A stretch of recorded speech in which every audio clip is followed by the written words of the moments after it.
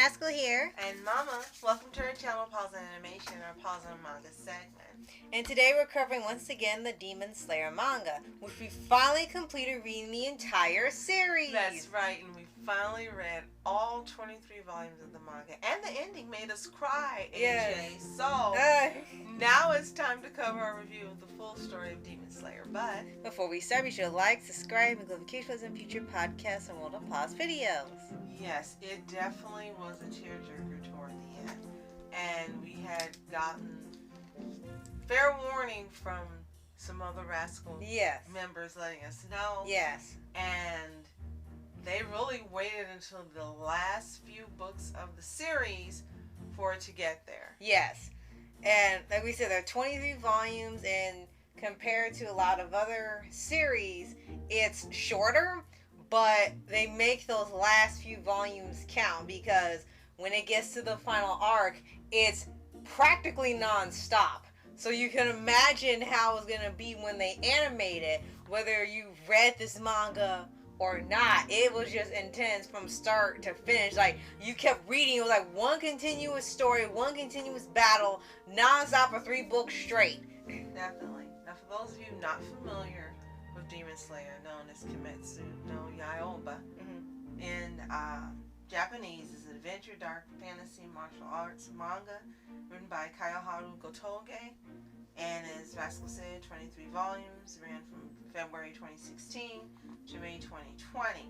And for some people listening to this, you may go, well, that's an old manga, why are you talking about it? Again, because we just finished it.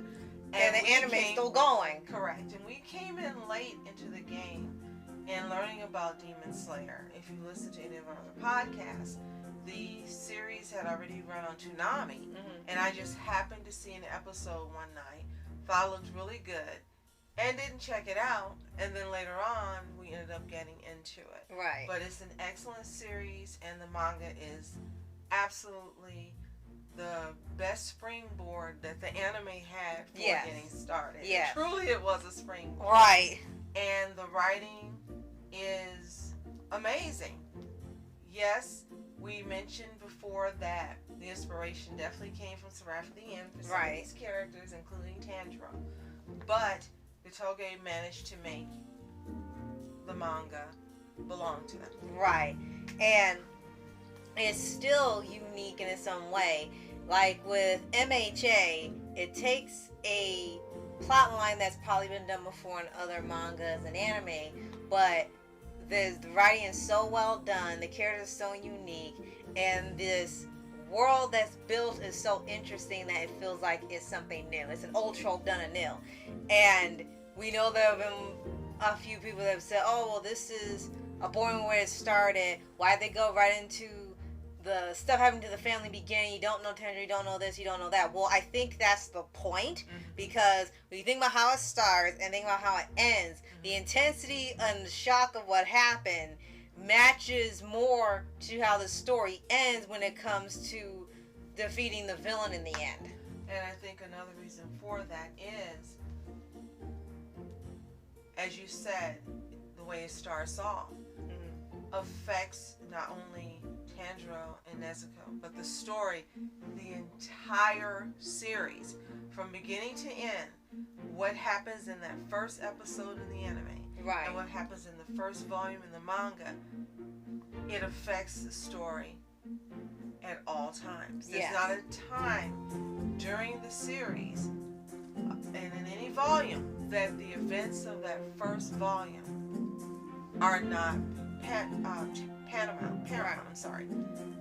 It affects the whole story at all times. Yes. And even into the end, when we see how it finishes off, spoilers are coming if you haven't finished reading the book, even into the future, those experiences and the events of the first volume are like the butterfly effect. Right. It affects the story forever. Right. And we also mentioned in our other video that this also has a couple spin-off books. They have some light novels that are actually connected to the mangas, and they take place in between certain arcs of the story with some Kimetsu Academy stories thrown in as well. Kimetsu Academy is now its own manga, being a chibi spoof series, which we are reading at this time. Right, and they have a few spin-off manga dedicated to a couple of the Hashira to get their own side stories, and they all too accumulate into the story you know now. And how it builds up everything in this world is like when you get to the end of the series, and a lot of these characters that you know and you love from the start, you see a few of them have gone through a lot of changes. We know we lose a couple in the beginning, and some are already gone before the series even started, but it starts to hit harder when you get to that climax of the story and you start seeing more and more characters disappearing, and that comes in with the really sad part. Is the final battle really, in a way, comes out of nowhere. You're expecting it to be planned, and they're gonna go to the villain, and they're gonna go stop them. They're training and gearing up to do it. That is not what happens. The final battle is literally thrown at them, and then it goes from there. Like, okay, time to fight the boss right now. You gotta go. You can't go back and train. You gotta go fight them right now, and it changes a whole lot of perspective of it, because you're expecting this whole big arc of training and preparing and knowing the enemy and stuff, and then he just like, no, we're not doing that. You gotta fight him now. So this past February, speaking of that, the movie To the Hashira Training came out. Yes. And Demon Slayer lovers loved it, and then later on this year, we're gonna have the actual arc coming out as season 3, right? Which we reportedly is being noted at 10 episodes, and most of the episodes being an hour. I think either 10 or an 8. Oh yeah, 10 or 8, right. So now we've read it and we know what's coming, and as Rascal said, it starts off like, oh, it's gonna be fun, it's gonna be interesting, but this is coming to the end just like the book comes to an end. Closer than you think. And it came to an end, definitely, as you mentioned, unexpectedly. And unfortunately, it's during this arc that we start losing more of the Hashira love. Now, everyone has their favorite. With me, it's Rengoku. With you, is Muichiro. Yes. And the testament of Gotoge's writing being fantastic is every time you met a Hashira, you didn't care for them. Now, that's after the initial meeting of all of them. We thought they all were pretty crappy when they met Tanjiro and Nezuko. And then you found out that was wrong. And then Rengoku became my favorite. And then I was like, he's my favorite. I'm going to love him no matter what. And then Tengen appears, and it's like, oh, he's arrogant. I'm not going to like him by the end. I love Tengen. Right. And then it's like, okay, I have 2 that I love. And then the next one comes, and village, you have Muichiro, you have Mitsuri, and you love Mitsuri from the beginning.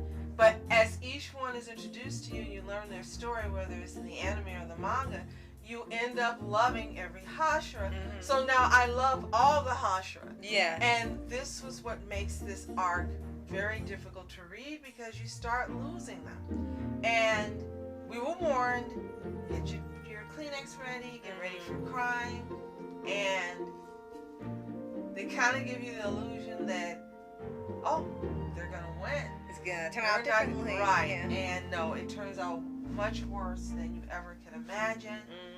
And it really is a sad ending. It's very bittersweet, extremely bittersweet. You have Muzan pulling out, last attempts for him to live forever. You have Hashira that have learned how to use abilities, we'll put that without spoiling that. Yeah. And they all develop them, including Zenetsu, who now has risen to the occasion and can be a badass, not only when he's asleep, but when he's awake. And while they've learned to use these abilities, it shortens their lifespans, as explained more in the manga. And they don't stop fighting. None of them stops. None of them will quit. None of them will run away, and none of them will leave their fellow Hashira and abandon them during any of the battles, and it's really, really sad. And you see the ship you want that you're never gonna get. Yes. You see, because yeah, you're taken out. You see people injured beyond repair where they can't be healed. You see Tanjiro and Nezuko become even more tortured and more abused by Muzan, and you didn't think it was gonna happen. Yeah. And everything just kind of starts falling apart before your eyes, and it's like, can I read any more of this? Yeah. So it's really just intense, powerful, excellent writing, and I think one of the greatest things about this series is that you end up learning about every Hashira. You didn't think it was going to happen, but it does. You learn about every single one, and again, they all have horrible backstories. Just about, yeah. It's like tragic backstories. And you wish it was different for them, and the majority of them unfortunately have a tragic ending, and you wish it was different for them.